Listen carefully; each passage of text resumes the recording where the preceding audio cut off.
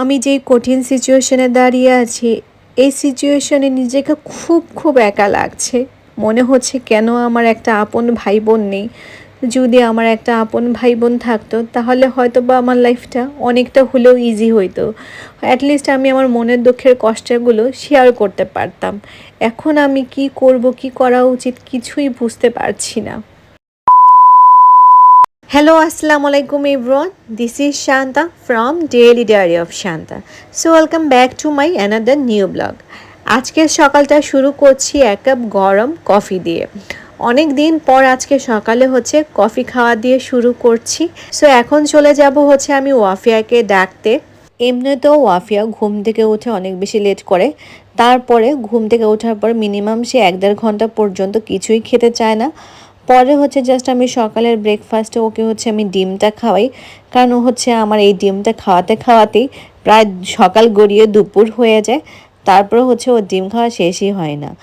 ওকে ডিম খাওয়ানো শেষ করে তারপরে হচ্ছে আম্মুর জন্য বাদাম দিয়েছিল আমার শাশুড়ি। তো কিছু বাদাম হচ্ছে আমি ভেজে তারপরে হচ্ছে রেখে দিয়েছিলাম, বাট ওগুলো শেষ হয়ে গিয়েছে। তো এখন হচ্ছে আর আম্মুর জন্য বাদাম হচ্ছে আমি ভাজবো না, জাস্ট কাঁচা বাদামটাই হচ্ছে ছিলে রেখে দেব। কারণ এখন হচ্ছে আম্মুকে আমি প্রতিদিন বাদাম হচ্ছে ভিজিয়ে রাখি পানি দিয়ে রাতের বেলা। পরে হচ্ছে সকালে বা দুপুরে যে কোনো একটা সময়ে যখন তার একটু ক্ষুধা লাগে এরকম অনুভূতি হয়, তখন হচ্ছে সে বাদামটা খায়। যেহেতু আমার বাসায় চীনা বাদামটা আছে, সেহেতু হচ্ছে চীনা বাদামটা হচ্ছে আমি নিজেই ছিলে রেখে দিচ্ছি। আর পরে হচ্ছে কাজু বাদাম আর হচ্ছে কাঠবাদাম প্লাস হচ্ছে আখরোট, সেগুলো হচ্ছে আমি বাজার থেকে কিনে তারপরে হচ্ছে মিক্সড করে নেব। বাদাম কিন্তু শরীরের জন্য অনেক উপকারী, কারণ বাদামের মধ্যে প্রচুর প্রোটিন রয়েছে। তবে আমি অনেক রিসার্চ করে দেখলাম যে বাদামের মধ্যে সবথেকে বেশি কাঠবাদামটা আর আখরোটটা সবথেকে বেশি হচ্ছে উপকারী। তো আমি চেষ্টা করি আম্মুকে প্রতিদিন অ্যাটলিস্ট 3টা আখরোট দেওয়ার জন্য বা হচ্ছে কাঠবাদাম দেওয়ার জন্য, আর চীনা বাদামগুলো হচ্ছে আমি এগুলোর সাথে রাখি।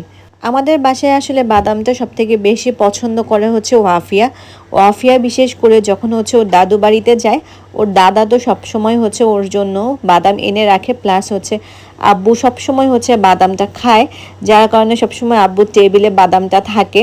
তো ও হচ্ছে ওর দাদার সাথে বসে বসে বাদাম খাওয়াটা শিখেছে। সো এখন হচ্ছে ও আম্মুর সাথে বসে বসে বাদাম খায়। আমি যখন হচ্ছে বাদাম ছিলছিলাম, দেখো পাকনিটা হচ্ছে চলে এসেছে। যখনই কোনো কাজ করতে যাই না কেন সব সময় মাঝখানে চলে আসবে, আর সব কাজ হচ্ছে ও নিজে নিজে করতে চায়। তো আমিও দেই ওকে সব ধরনের কাজই, ও আমাকে হেল্প করে। প্লাস হচ্ছে আমিও ওকে চাই যে ও সব ধরনের কাজ, বিশেষ করে নিজের কাজটা যেন ছোটোবেলা থেকে নিজে করতে পারে। আমি চেষ্টা করি ওই রকমভাবে ওকে গড়ে তোলার জন্য। সো মাশাল্লাহ ও সব কিছুই মোটামুটি কিন্তু শিখে গিয়েছে। তো এর ফাঁকে হচ্ছে আম্মুর ওটস শেষ হয়ে গিয়েছিল, তাই আমি অ্যাগেন হচ্ছে চালডাল.com থেকে হচ্ছে আম্মুর জন্য 2টা প্যাকেটের ওটস অর্ডার করেছি। আমার কাছে সবথেকে বেশি ভালো লাগে ওনারা এত বেশি ফাস্ট ডেলিভারি দেয়। মানে গতকালকে রাতেই জাস্ট হচ্ছে আমি অর্ডার করেছিলাম, আর আজ সকাল হচ্ছে 10টা নাগাদ হচ্ছে আমি অর্ডারটা হাতে পেয়ে গিয়েছি। মানে এত ফাস্ট ডেলিভারি আমার কাছে মনে হয় না কোনো অনলাইন অ্যাপস বা সব থেকে পাওয়া যায়। যাই হোক, তো আমার কাছে অলরেডি হচ্ছে 2টা জার আছে, সেজন্য হচ্ছে আমি জাস্ট প্যাকেট অর্ডার করেছি। প্যাকেটের মূল্য হচ্ছে 330 টাকা, আর যদি আমি জার নিতাম জারের মূল্য ছিল 360 টাকা। সো আমার কাছে যেহেতু অলরেডি 2টা জার রয়েছে, তাহলে শুধুমাত্র 30 টাকা এক্সট্রা দিয়ে জার অর্ডার করার আসলে কোনো মানে নেই, কারণ পরিমাণটা তো সেমই থাকে। তো একটা জারের মধ্যে হচ্ছে আমি দুধ রেখেছি আম্মুর, কারণ হচ্ছে আম্মুর প্রতিদিন হচ্ছে এই ওটস হচ্ছে দুধ দিয়ে খায়। আর আরেকটা প্যাকেট হচ্ছে আমি কেটে নিয়েছি, এখন একটা জারের মধ্যে হচ্ছে এই একটা প্যাকেট ওটস রেখে দিব। আর আরেকটা প্যাকেট হচ্ছে আমি পরবর্তীতে এই প্যাকেটের মানে এই জারের ওটসগুলো শেষ হয়ে গেলে তখন হচ্ছে আমি ওই ওটসটা কেটে তারপর হচ্ছে আবার এই জারের মধ্যে রেখে দিব। আম্মুর ওটস আসলে তেমন বেশি দিন যায় না, জাস্ট 1 সপ্তাহের মতোই যায়। তো সেই জন্য হচ্ছে আমি একসাথে 2টা অর্ডার করে নিলাম, কারণ দেখলাম যে ডেলিভারি চার্জ হচ্ছে আমি যদি আবার আলাদাভাবে অর্ডার করি তাহলে আমার ডেলিভারি চার্জটা হচ্ছে বারবার দিতে হবে। দ্যাটস ওয়াই হচ্ছে আমি একবারই অর্ডার করে নিলাম। তবে ওনাদের ডেলিভারি চার্জটাও কিন্তু আমার কাছে কমই মনে হয়েছে। সো তোমরাও চাইলে তোমাদের হচ্ছে নিত্য প্রয়োজনীয় যে জিনিসপত্র রয়েছে সেগুলো হচ্ছে চালডাল.com থেকে অর্ডার করতে পারো। আমি তো হচ্ছে খুব ফাস্ট ডেলিভারি পেয়ে খুব খুশি হয়ে গিয়েছি, আর এখন তো হচ্ছে আমি ওনাদের ভিআইপি কাস্টমারও হয়ে গিয়েছি। আলহামদুলিল্লাহ, ভালো লাগে বিষয়টা। যাই হোক, এদিক এদিকে হচ্ছে আম্মু দুপুরে রান্না টান্না কমপ্লিট করে ফেলেছে। তো আজকেও হচ্ছে রান্না করেছে লাল শাক ভাজি আর হচ্ছে ঢেঁড়স ভাজি, আর সাথে হচ্ছে আম্মুর তরকারি তো তোমরা সবাই জানো যে এক্সট্রা রান্না করা হয়, সেটা হচ্ছে আলাদা। আর রাহাতের জন্য হচ্ছে চিংড়ি ভুনা করেছে। তো এইদিকে হচ্ছে আজকে ওয়াফিয়ার আর কোনো মাংস নেই, আজকে কোনো চিকেন রান্না করা হয়নি, কারণ রাত্রে হচ্ছে আবার চিকেন রান্না করা হবে। দ্যাটস ওয়াই আমি বললাম যে আম্মুকে এখন আর কোনো কিছু রান্না করার প্রয়োজন নেই। বাট যখন দেখেছে ওয়াফিয়া আজকে চিকেন রান্না করা হয়নি, সে তো অনেক বেশি রাগ হয়ে রয়েছে। মানে যেদিন হচ্ছে ওয়াফিয়ার জন্য চিকেন থাকে না, সে তো সেই দিন একদম মন খারাপ করে থাকে। আর বললে তোমরা ওর কথা শুনলে অবাক হবে, একদিন শোনাবো তোমাদের কাছে। ও বলবে যে প্রতিদিন হচ্ছে তোমরা আমাকে শাক খাওয়াও, তোমরা আমাকে সবজি খাওয়াও প্রতিদিন প্রতিদিন, কিন্তু সে যে প্রতিদিন প্রতিদিন মাংস খায় সেটা সে কখনোই বলে না। যাই হোক, তো আজকে যদিও হচ্ছে আমি ওকে শাক দিয়ে ভাতটা দিয়েছি, প্রথমে তো সে মুখে নিয়েছিল, বাট ট্রাস্ট মি, সে আজকের ভাতটা একদমই ফিনিশ করেনি। আজকে জাস্ট হচ্ছে 2 থেকে 3 লোকমা পর্যন্ত কোনোরকমভাবে, যেহেতু ও কার্টুন দেখছে এখন, সেহেতু ওর মনটা একটু ডাইভার্ট আছে, দ্যাটস ওয়াই হচ্ছে 2 থেকে 3 লোকমা খেয়েছে। বাট 2-3 লোকমা খাওয়ার পর সে আর আজকে কোনো ভাত একটু পরিমাণেও খায় নেই। মানে কী যে করে মেয়েটা, চিকেন ছাড়া সে ভাত খেতেই পারে না। আর এর মধ্যে যখন আমি ওকে বললাম যে ঠিক আছে তাহলে হচ্ছে তুমি চিংড়ি মাছ দিয়ে খাও, ওর কথা শুনলে আমার যে এত হাসি পায়। ওকে যখনই আমি বললাম চিংড়ি মাছ দিয়ে খাওয়ার কথা, ও বলে উঠলো ওর নাকি অ্যালার্জি। মানে ওর অ্যালার্জি সেটা আমি জানি না, বাট ও জানে যে ওর চিংড়ি মাছ খেলে অ্যালার্জি। কী রকম দুষ্টু প্রকৃতির মেয়ে, বুঝো তাহলে ব্যাপারটা। সো খাওয়া দাওয়া শেষ করার পর এইদিকে হচ্ছে বিকেলবেলা বসেছিলাম, আর আমার কাছে খুব মানে নিজের কাছে খারাপ লাগছিল যে মেয়েটা আজকে কিছু খেতে পারেনি, ক্ষুধার্তভাবেই ঘুমাই গেছে। পরে চিন্তা করলাম কি করা যায়, মেয়েটার পছন্দের কিছু তৈরি করে দেওয়া যাক, যাতে করে ও যাতে খেতে পারে বা ও দেখলেও খুশি হয়ে যায়। পরবর্তীতে মনে হলো ওয়াফিয়ার তো বেগুনি অনেক পছন্দ, তাহলে আজকে বেগুনি বানাই। আর আমার নিজেরও কেন যেন আজকে হঠাৎ করে খুব ক্রেভিং হচ্ছিল বেগুনি খাওয়ার জন্য, কারণ যেহেতু হচ্ছে বেগুনি আলু চপ এগুলো শুধুমাত্র রোজার মধ্যেই আমাদের খাওয়া হয়, তারপরে তা আসলে তেমনভাবে তৈরি করা হয় না আর খাওয়া হয় না। তাই আজকে হঠাৎ করে আমার কাছে দেখলাম বেগুনি না সরি বেগুন আছে বাসায়। তারপরে চিন্তা করলাম যে ঘরের মধ্যে যেহেতু ভেষণও রয়েছে, তাহলে কেন না আজকে বেগুনি বানানো যাক। আর ওয়াফিয়া যেহেতু এখন ঘুমিয়ে আছে, ঘুম থেকে ওঠার পর যখন দেখবে যে ওর জন্য গরম গরম বেগুনি তৈরি করা হয়েছে, তাহলে অনেক বেশি খুশি হয়ে যাবে। এইদিকে তোমরা তো জানোই যে আমি আম্মুকে প্রতিদিন হচ্ছে কাঁচা হলুদের একটা জুস তৈরি করে দেই, যার কারণে প্রতিদিন হচ্ছে কোনো না কোনো মাগের মধ্যে হচ্ছে আম্মুকে এই জুসটা তৈরি করে দেওয়ার কারণে প্রত্যেকটা মাগ হচ্ছে হলদে হয়ে গিয়েছে। আর আম্মু তো খুব চিল্লাচিল্লি করে যে কি একটা অবস্থা, আমার প্রত্যেকটা গ্লাস তুই নষ্ট করে ফেলছিস। আসলে আমার খেয়াল থাকে না যে একটা মাগের মধ্যে দিলে পারফেক্ট হয়, বাট আমি কেন যেন মন ভুলে যাই, বারবার হচ্ছে এক এক সময় এক একটা গ্লাসে দিই। আসলে ইদানিং মানে এত বেশি স্ট্রেসের মধ্যে থাকি, চারিদিকে টেনশনে আমাকে এত বেশি জর্জরিত করে রেখেছে যে আমি আসলে কি যে মনে থাকে আর কি যে মনে থাকে না সেটাও মনে হয় আমার মনে থাকে না। চারিদিকের আসলে এত টেনশন, কোনটা রেখে কোনটা নিয়ে টেনশন করব, মানে কোনোটাই আসলে আমি ভেবে পাই না।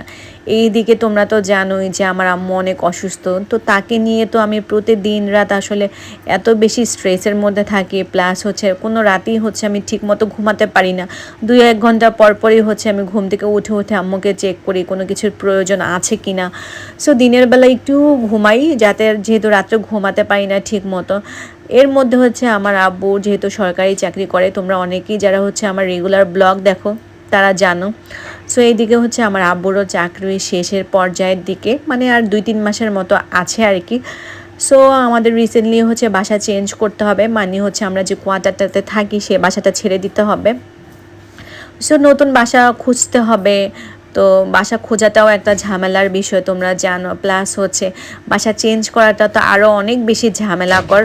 প্রতিটা জিনিস হচ্ছে নিজ হাতে গুছাতে হবে, যেহেতু তোমরা জানো যে আমার আসলে সাপোর্ট সিস্টেম বলতে কেউ নেই, আমার কোনো ভাই বোন নেই, মানে কেউ নেই, আমি আসলে একা। সো আমাকে আসলে একা সব কিছু সামলাতে হবে, কীভাবে কি করব আমার আসলে মানে মাথায় ঢুকছে না। সো এর মধ্যে হচ্ছে পুরো ফ্যামিলির দায়িত্বই হচ্ছে আমার উপর চলে আসবে, যেহেতু হচ্ছে আব্বুর চাকরি শেষ হয়ে গেলে সে আসলে ওইরকমভাবে যে একটা মান্থলি স্যালারির একটা বিষয় থাকে সেটা আর থাকবে না। তারপরে হচ্ছে তোমরা জানো ঢাকাতে হচ্ছে বাসা ভাড়া দিয়ে থাকা, তারপরে হচ্ছে থাকা খাওয়ার ব্যবস্থা সব কিছু মিলিয়ে একটা বিষয়। তো একটা হিউজ অ্যামাউন্টের আসলে টাকারও প্রয়োজন পড়ে, তারপরে বাসা চেঞ্জ করাটাও একটা ঝামেলার বিষয়।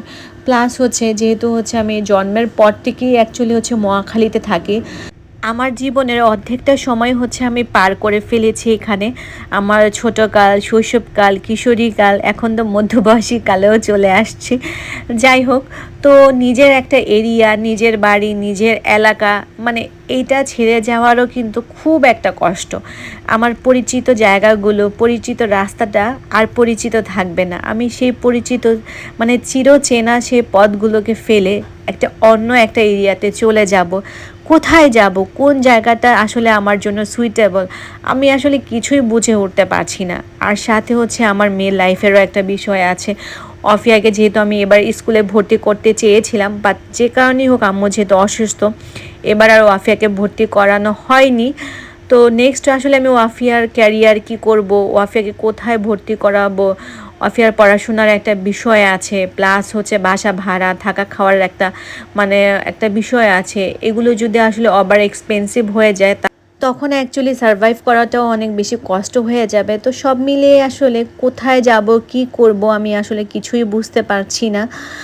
সো চারিদিকের আসলে প্রচুর টেনশন, প্রচুর টেনশন। আমি আসলে মানে একটা সময় মানে মানে এরকম একটা সময় দাঁড়িয়ে আছি যে এখানে হচ্ছে আম্মু অসুস্থ, প্লাস হচ্ছে আব্বুর চাকরি শেষ, মানে এদিকে হচ্ছে আম্মাকে সাপোর্ট দেওয়ার মতো কেউ নেই।